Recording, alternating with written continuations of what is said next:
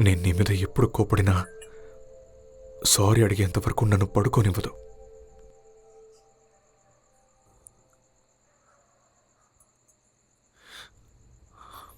కోపడినందుకు sorry అమ్మా. ఛే, పర్వాలేదురా, తిను. అరవింద్, చెప్పమ్మా. నా కోసం ఒక పని చేస్తావా నాన్న? ఏంటమ్మా? రేపు నన్ను చర్చికి తీసుకెళ్తావా? మర్చిపోయావా? నేను చర్చికి వెళ్ళేది ఒకే ఒక రోజే కదా. కోడలు మనవరాలు మనకి దూరమైన రోజు.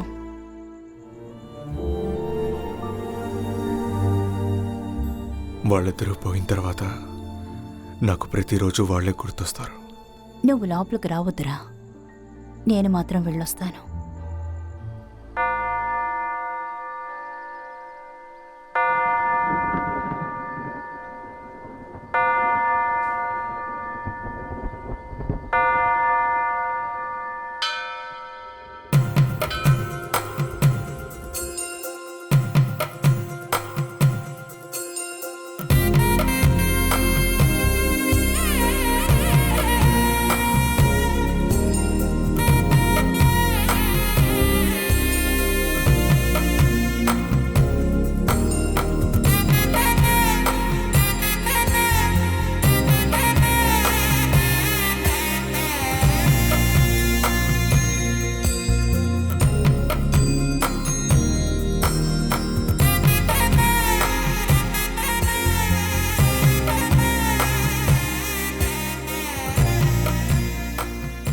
అమ్మా నాన్న లేరని బాధపడుతున్నావా?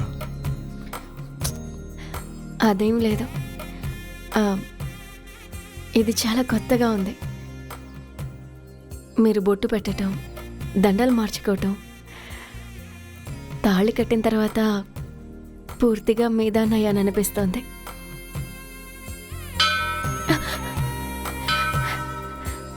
ఇలా దండం పెట్టుకోవాలి. చర్చ్ అనుకుని అలా చేసింది. సారీ అత్తయ్య, ఏదో అలవాట్లో.